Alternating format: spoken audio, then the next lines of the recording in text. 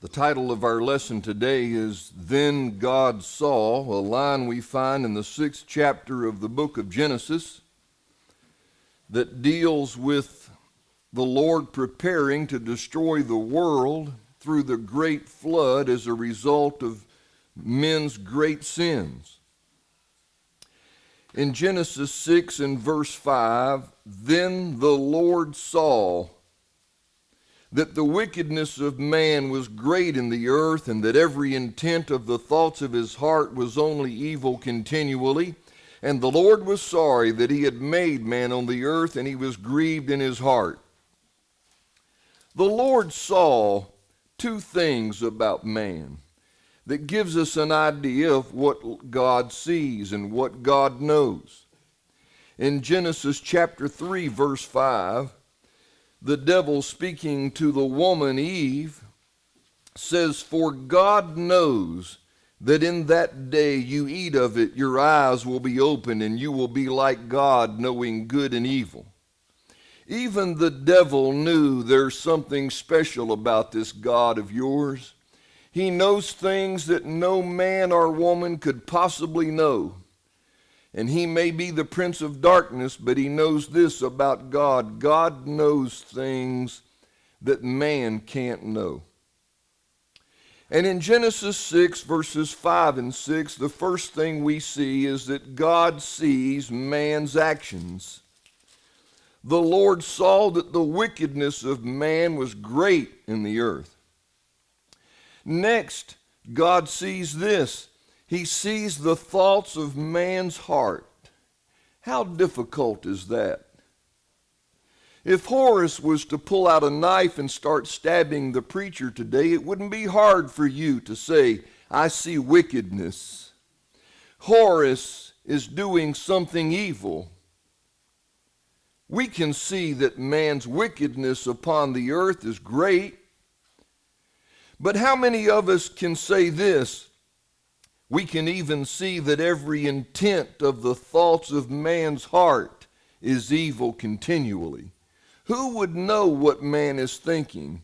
Who would know the motives of a man's heart but God alone? So the question is, does God see these things in general as he looks down upon mankind? And the answer is no, that's not what we're seeing. Instead, he sees the deeds and the thoughts of each man as an individual. He knew every man who was evil and every man who was righteous. How do we know this to be the truth? Well, if we read down in verse 8, Noah found grace in the eyes of God, and God could have not made that determination about Noah unless he was capable of making the same determination about all men. God didn't just find one man, Noah. He found grace in the eyes of God because he was righteous. And generally speaking, the rest of you guys aren't any good, so I'm going to condemn all of you. That wouldn't work with God, would it? The reason God knew that Noah was righteous and Noah could find grace in the eyes of God is because God has made an individual determination about this one man and the way this one man lives, and he's made that same determination about all men, and they weren't like Noah. Let's turn to John chapter 4 and find some other things that God knows or God sees. John chapter 4, you recognize this starting in verse 9. He's dealing with the Samaritan woman at the well. The woman of Samaria said to Jesus, "How is it that you, being a Jew, ask a drink from me, a Samaritan woman, for Jews have no dealings with Samaritans?" And Jesus answered and said to her, "If you knew the gift of God and who it is who says to you, 'Give me a drink,' you would have asked him, and he would have given you living water." And the woman said to him, "Sir, you have nothing to draw with, and the well is deep. Where then do you get this living water? Are you greater than our father Jacob, who gave us the well and drank from it himself, as well as his sons and his livestock?"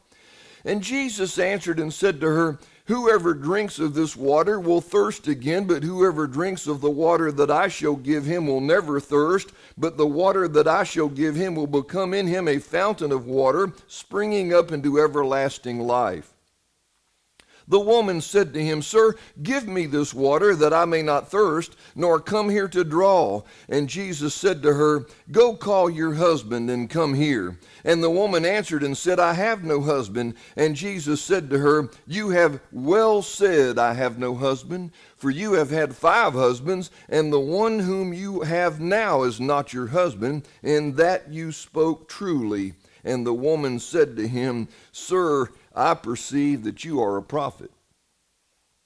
Notice a couple of things about this when we consider what God knows.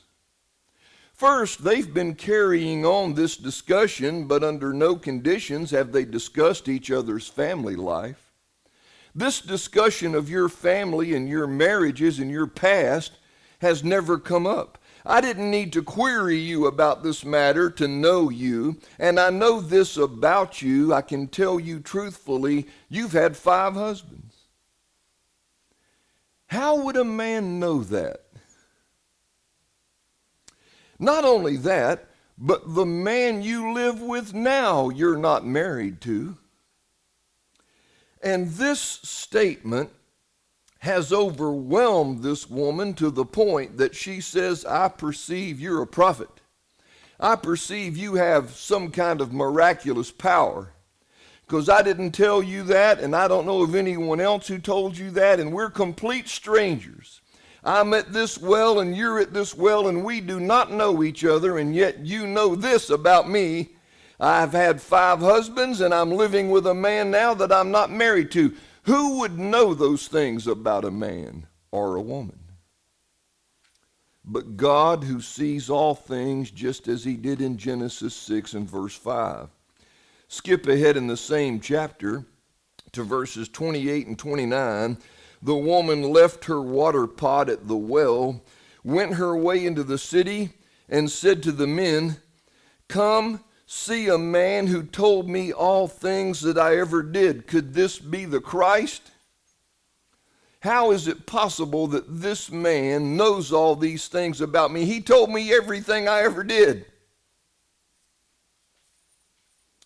When we stop and think about the greatest miracles that God has ever performed, how would you answer the question? What's your favorite miracle? When you study the Bible and you see the miracles of God, the signs and wonders, which one sticks out to you above all others? Was it the making the blind to see? Jesus' healing of the 10 lepers? Was it the parting waters of the Red Sea? Was it one of the 10 plagues? It'd be hard to define one. It's hard to pick just one because the miracles are so far and above anything that we could think about or see or do. It's just amazing that God has that kind of power. Well, imagine this kind of power. It's kind of a hidden miracle, if you will. God told this woman everything you've ever done. He knows every husband you've ever had.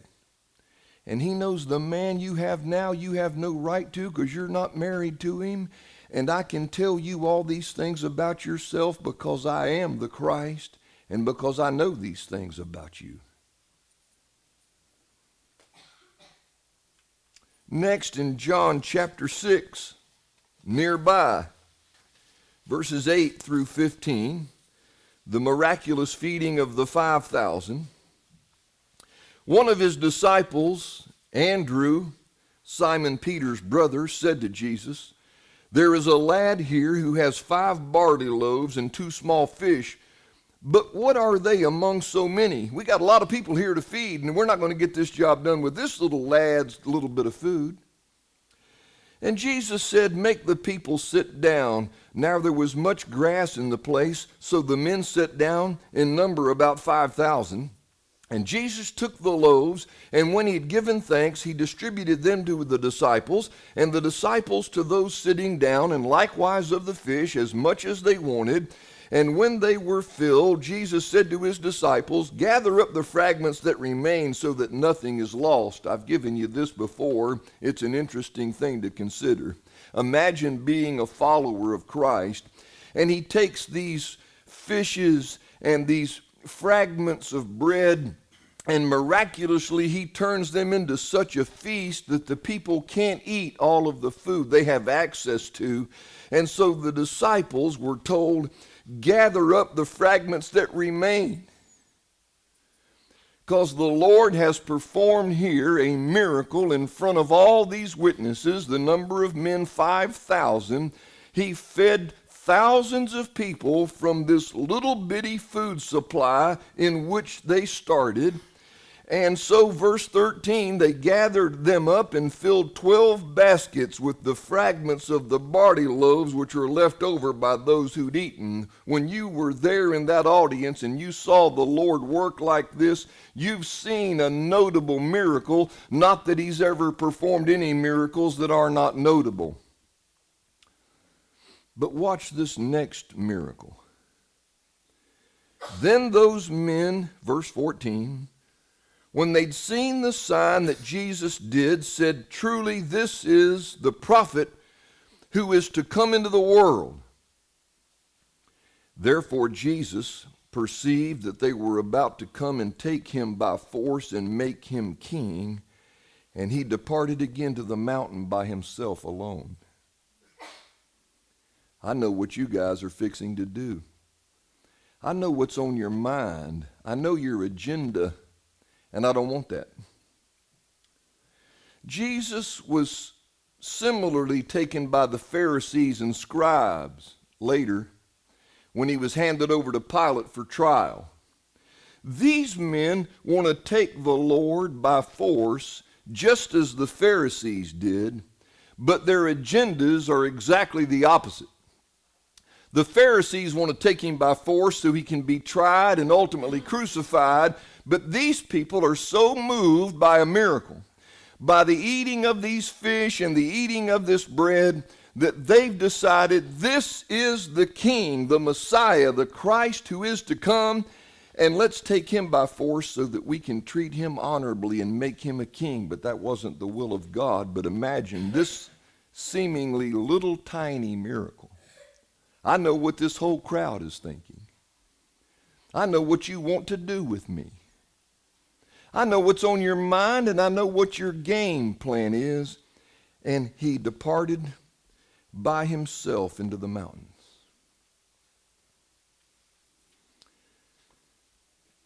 Later in the same chapter, verses 22 through 26, on the following day, when the people who were standing on the other side of the sea saw that there was no other boat there except that the one which his disciples had entered, and that Jesus had not entered the boat with his disciples, but his disciples had gone away alone. However, other boats came from Tiberias near the place where they ate bread after the Lord had given thanks. And when the people therefore saw that Jesus was not there, nor his disciples, they got into boats and came to Capernaum seeking Jesus. And when they found him on the other side of the sea, they said to him, "Rabbi, when did you come here?"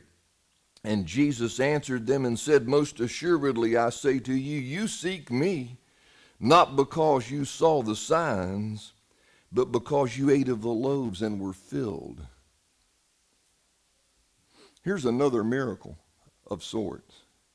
We overlook these things. We don't treat them as miracles, but it's an example of the Lord's super power of knowledge, that he could read your minds and read your hearts. Oh, I know that you seek me all right because you're here. And I know that you came here seeking me. You're telling me a partial truth, but let me tell you the whole truth. The reason you're really here is because you wanted something to eat. The reason you really came to me is because you remember the miracle the day before when I gave you all that food to eat, and you want more food to eat. That's the reason you're really here. You didn't seek me because you saw the signs. That miracle didn't move you spiritually so you could be around me more and learn more and seek the truth and learn more about God. In fact, you came here as a result of my spiritual powers to seek your physical fulfillment. I want some more to eat. I like this guy. He's good to hang around. You don't go hungry when you're around Jesus, and you don't even have to work for it. But how would he know that? Because he is God, and because he knows all things. He sees all things, and he can read even the thoughts of our minds and our hearts, just as Genesis chapter 6, verses 5 and 6 show us. If you'll go back to Matthew chapter 22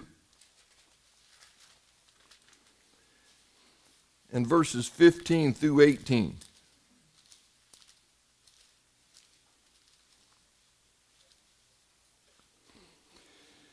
The Pharisees went and plotted how they might entangle him in his talk. And they sent to him their disciples with the Herodians, saying, Teacher, we know that you are true and teach the way of God in truth, nor do you care about anyone, meaning you're not a respecter of persons, for you do not regard the person of men. Tell us, therefore, what do you think? Is it lawful to pay taxes to Caesar or not? They've kind of buttered him up. They've paved the way for a soft landing. Teacher, oh yes, you've got my attention. You're giving me some respect. We know that you are true. That's a fact. And we know that you teach the way of God in truth. Oh, you're buttering me up all right. I wonder if I'll fall for this, if I may speak for the Lord. Not quite. Verse 18, Jesus perceived their wickedness and said, Why do you test me, you hypocrites? We came to you with smiles. We came to you with honor and reverence.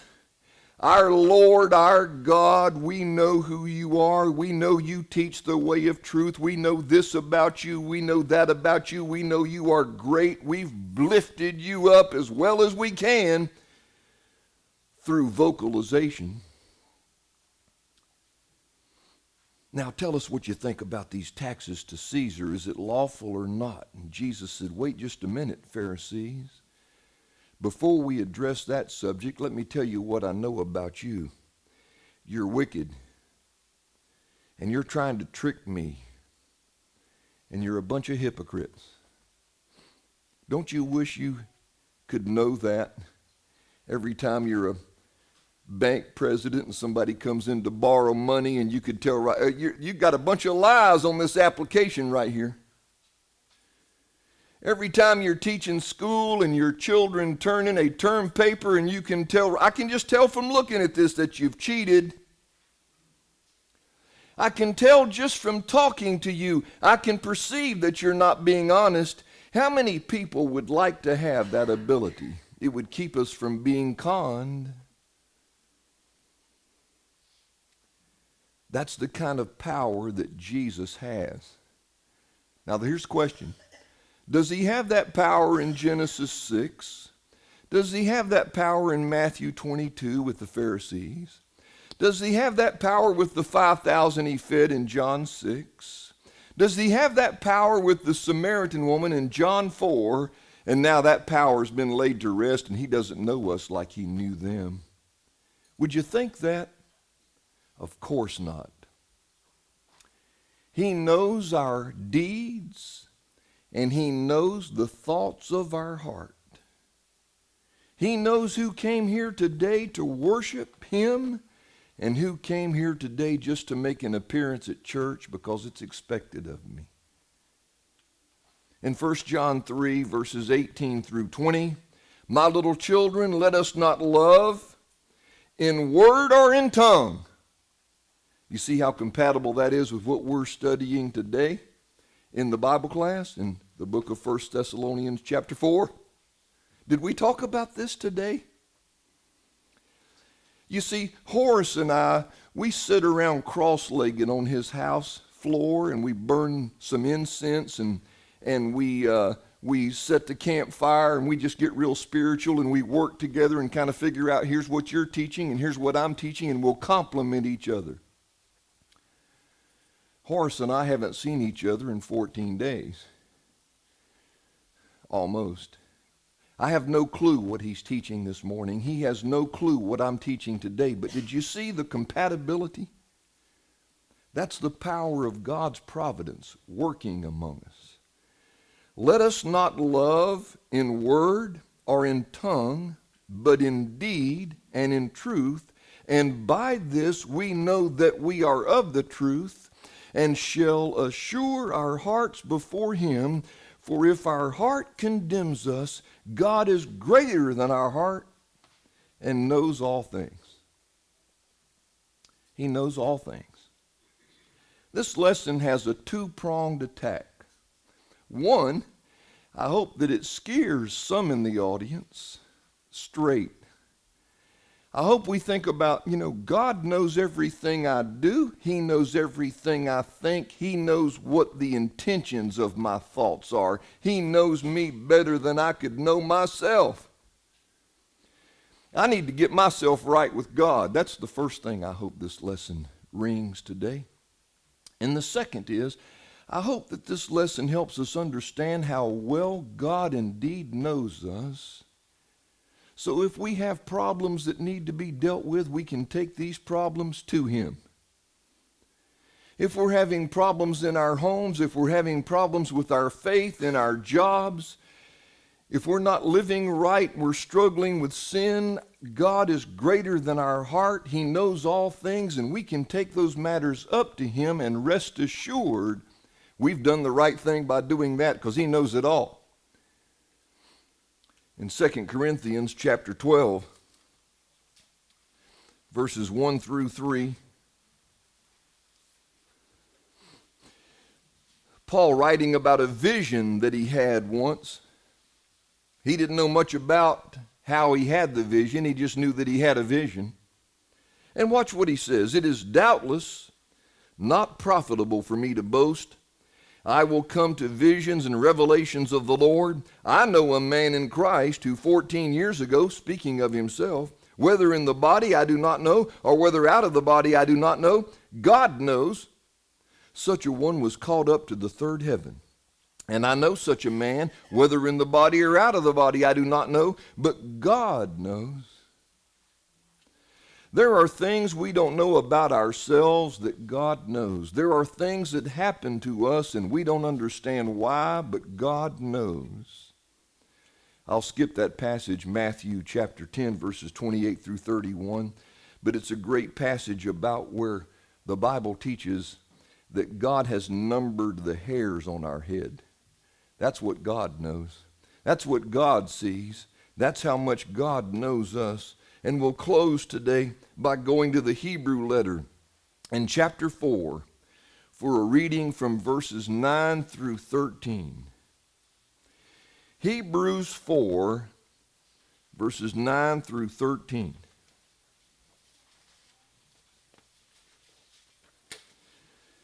There remains, therefore, a rest for the people of God. For he who has entered his rest has himself also ceased from his works, as God did from his.